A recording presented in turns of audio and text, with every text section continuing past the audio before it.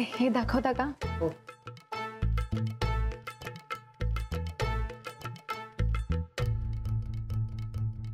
हे कसं आहे? तुला खरं सांगू का, तू काय बी घालशील तर चांगलं दिसणार आहे. घे कुठलं बी.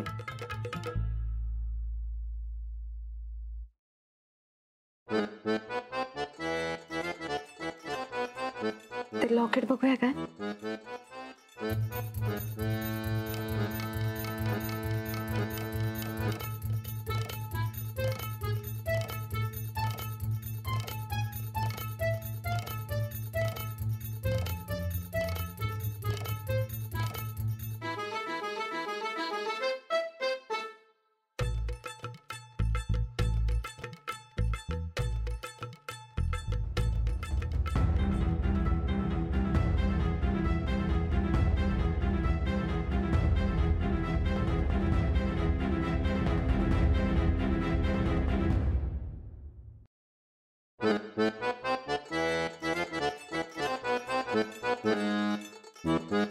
हे कसं आहे?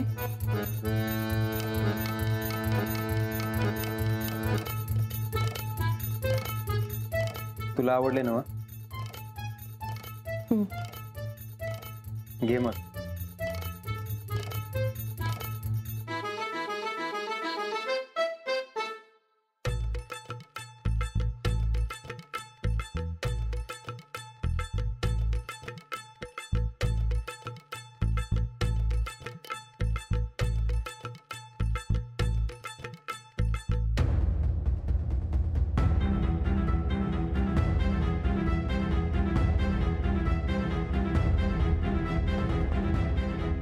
तो बघा माझा आणि तिचा फोटो. आता तरी तुम्हाला पटलं काय मी खरं बोलतोय ती?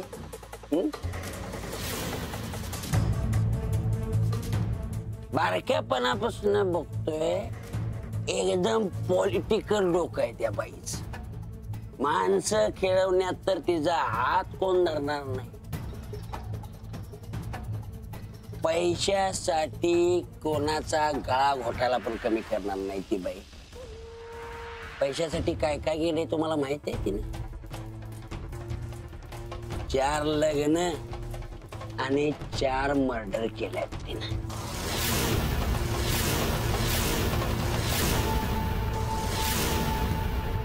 तिची मोठी गँग आहे, लुटालूट करतात. चोऱ्या आणि दरोडा म्हणजे तिच्यासाठी केस झाड की पत्ती. बाई असल्याचा बरोबर फायदा उठवते ती बाई. तिला कुणी बी कुठली बी कामं दिली तर ती पुरं करायसाठी एखाद्याचा मर्डर करायला सुद्धा ती मागं पुढं बघत नाही बाई.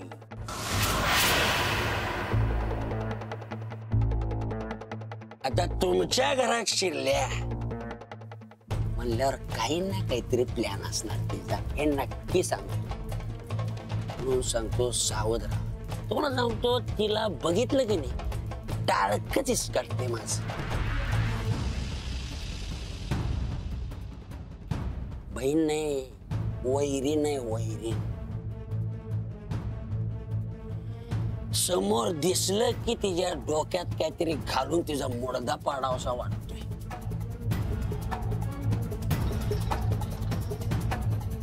तिनं माझं वाटोळ केलंय, तिचं वाटोळ केल्याशिवाय मी गप बसणार नाही.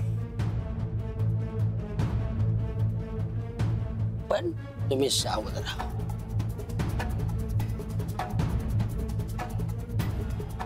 तेव्हा अशा डेंजरस बाईला पोलिसांच्या ताब्यात आणि मला 150 रुपये द्या. 150? अरे माहिती दिली काय फुकटची नाही. आणि याची रात्रीची सोय डोकं त्याशिवाय चालत नाही. मग काढा की 150.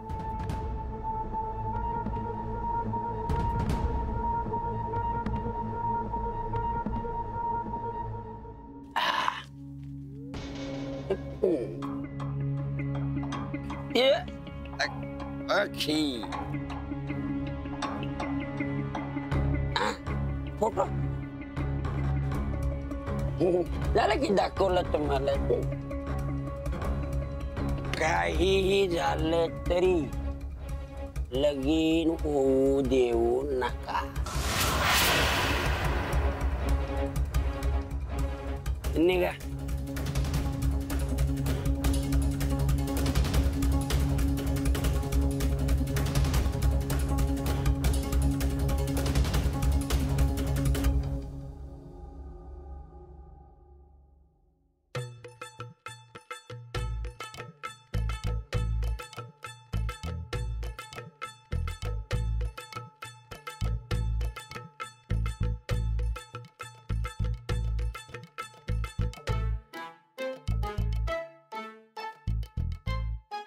हे कसं वाटतंय? घे कुठलं पण. अहो कुठलं बी कसं घेऊ? नवरा एवढा हिमतीवाला आहे तर मंगळसूत्र बी खणखणीतच पाहिजे की. दादा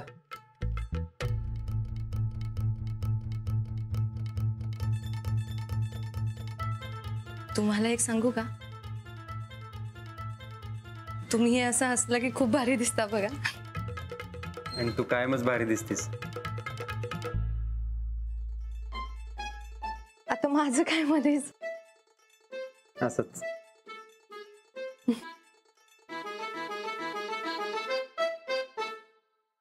एक मिनिट. ह्या मंगळसूत्राच्या साक्षीनं मला एक वचन द्या. हे नातं असंच 7 जन्माचं राहील. तुम्ही मला कधी बी अंतर देणार नाही.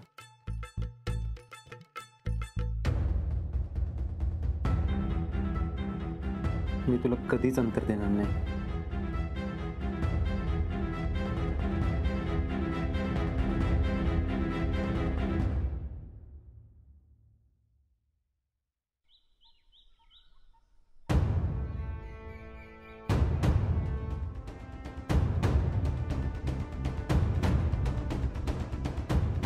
आता जे काय ऐकलं त्याच्यावर माझा विश्वासच बसत नाहीये. माझं बी. खरं असेल का हे? पिणका माणूस आहे त्यो.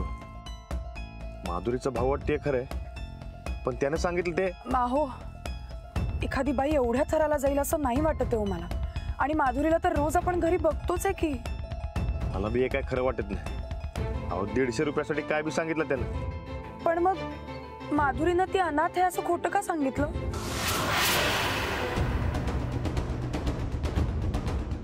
उगा मनात संशय नको. मी पोलीस स्टेशन मध्ये रेकॉर्ड चेक करतो. हे बघा, तिच्या भावानं जेवढं काय सांगितलंय त्याच्या 5-10% तरी तिने काय केलं असेल तर तिच्या नावावर गुन्हा दाखल असेल. मी बरोबर हुडकून काढतो. ठीक आहे, मी पण आता घरी जाते आणि तिच्या सामानात काही सापडतंय का ते बघते. होय लग्नाच्या आधी माधुरीचं खरं रूप काय ते समजायलाच पाहिजे. होय, आपण हुडकून काढू. तुम्ही काय बी काळजी करू नका. तुम्ही निवांत घरला जा.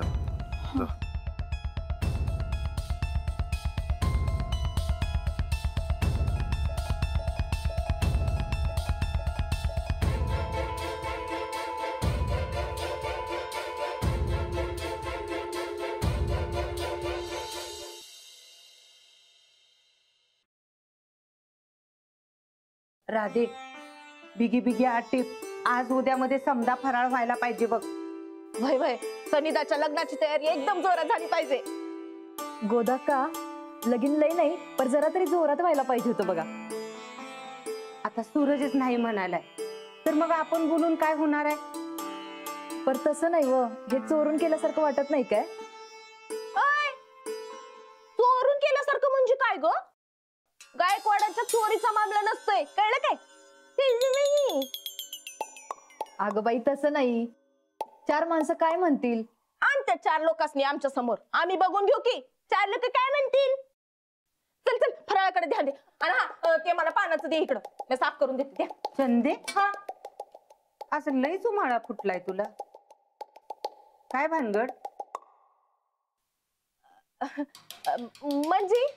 म्हणजे माधुरीला कायम पाण्यात बघतेस तू.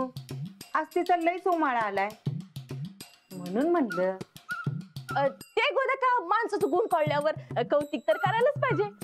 आणि राधे तुला सांगते, लय भारी स्वभाव आहे बघ माझ्या ताईसाहेबांचा. हा. ताईचा अहो आता युवराजला सांभाळणार आहेत म्हणल्यावर आजपासून त्याच माझ्या ताईसाहेब. बरं झालं बाई तू आलीस ते. गोदा का माधुरी नाही आली? नाही का ग? काही नाही.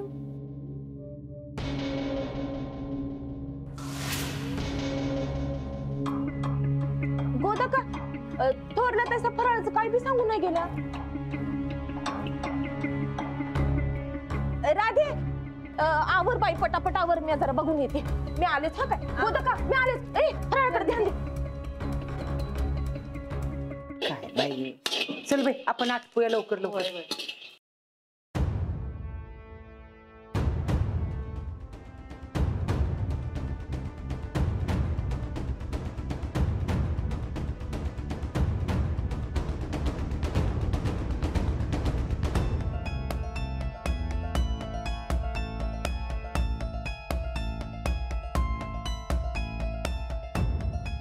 ताईसाहेब काय हुडकायला सा? काही नाही. अहो असं कसं काय नाही. हे बघ एवढं कपाट उघडले, बॅग घेतली. काय हुडकायला सा बोला की. काही नाही, मी माधुरीची माहिती गोळा करते.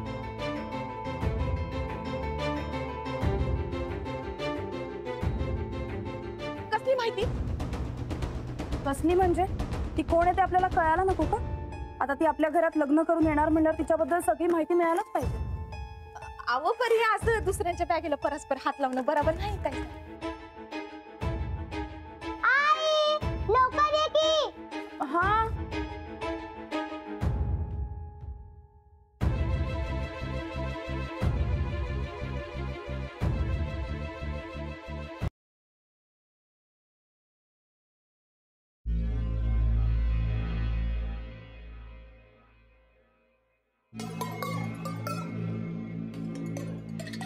हॅलो. हॅलो अगं कुठं आहेस तू? कोल्हापूर. जरा घोळ झालाय ग, त्या रानाला घावता घावता वाचलो मी. अगं ते ठोकळ्याचं सोड, ही आधी इकडं. ठोकळा? आता तुम्ही माझ्या ताईसा बनलायसा. माझ्या ताईसा बनायचा असेल तर त्या रानादाला ठोकळा म्हणावं लागल. अगं चंदे, लांबट लावत नको बसू. तिथं काय झालं ते सांग. अगं माधुरी, मास्तरीन तर नाही एकटीच तुला गोत्यात आणणार आहे. अगं तू गेल्यावर तुझी बॅग चेक करत होती आणि मी विचारलं तर म्हणलं लगीन करायचंय तर माहिती तर गोळा केलीच पाहिजे की. काय? वय ते जाऊ दे, तू ये लवकर. वय आलो.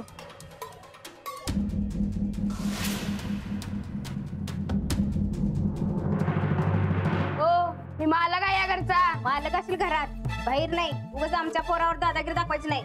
ओ मावशी थांबा, आईला येऊ दे, भांडू नका तुम्ही. मी घाबरत नसतो कुणाला. आम्ही काही घाबरत नाही. बरं, काय झालं? काय चाललंय? भांडण. अंजली ताई, या युवराजला कुणाशी कसं बोलायचं काय कळतंय काय? वाटेल तसं बोलतोय. नाही गाई, या मावशींनीच युवराज दादाला चिडवलं. त्याला म्हणत होती की दोन दोन आहेत, एक आत आणि एक बाहेर. तो कसं बोलला अगोदर माहितीये का? अहो तो लहान आहे, कसं बोलायचं ते त्याला कळत नाही, पण तुम्हाला तर कळतंय ना.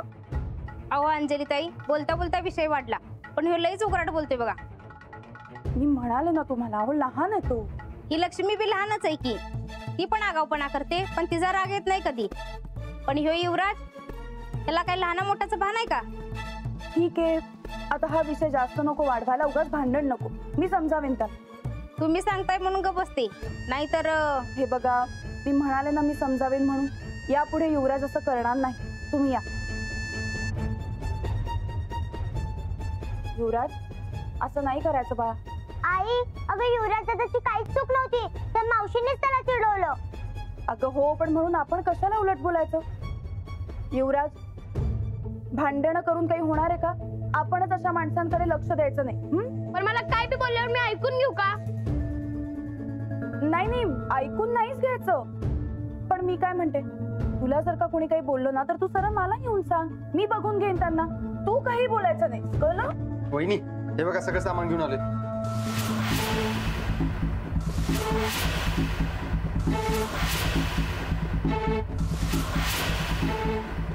काका बोका, मला काय काय आणलं? अगं सगळ्यांसाठीच आणले काय ना काय. चल दाखवतो. चल हे तुझ्यासाठी आहे आणि युवराज तुझ्यासाठी.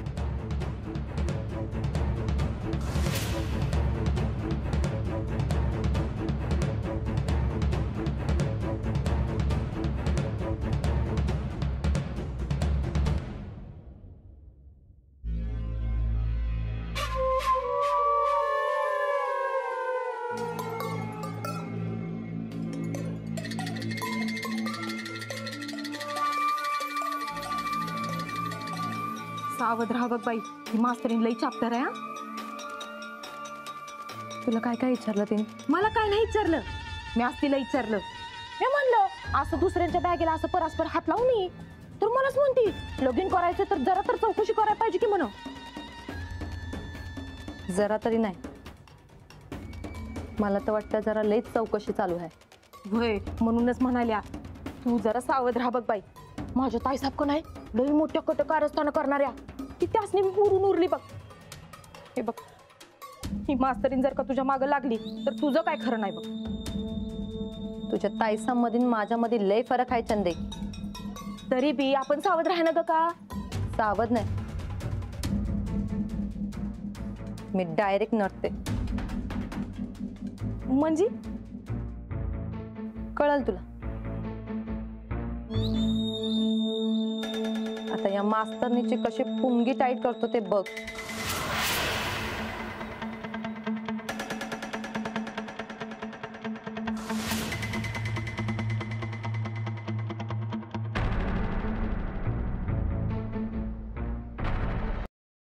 अरे साधा मांडव तर घालूया की. अगं नाही गुदक्का. हे बघ, आता तुम्ही सांगितलं म्हणून लग्नाला तयार झालोय ना मी. आता लगीन मी सांगतोय त्या पद्धतीनेच करायचं. साधं देवळा जाऊन करायचं लगीन. काय वहिनी? हा बघ अगं तू बी काय हा म्हणतीयास? लगीन झाल्यासारखं तर वाटायला पाहिजे काय न ग.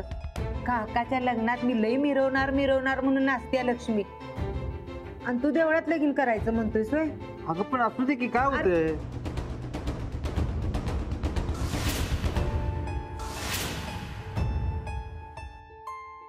अंजली तू तरी सांग की ग. आता गुदक्का, अरे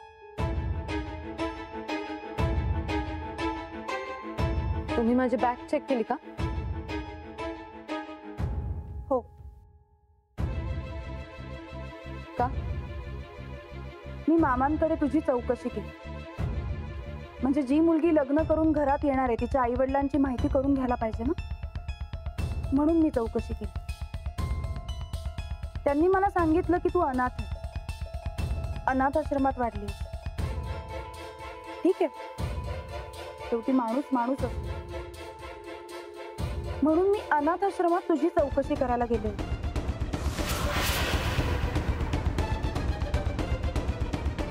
पण तिकडे तुला कोणीच ओळखलं नाही. मला वाटलं नावानावांमध्ये गोंधळ झाला असेल म्हणून मी फोटो दाखवला, पण फोटोवरून सुद्धा तुला कोणीही ओळखलं नाही. मग मला तुझ्या सख्ख्या भावाचा मेसेज आला होता.